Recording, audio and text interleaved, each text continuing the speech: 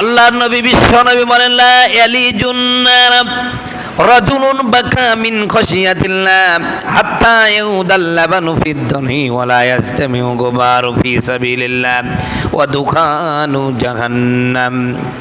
আল্লাহর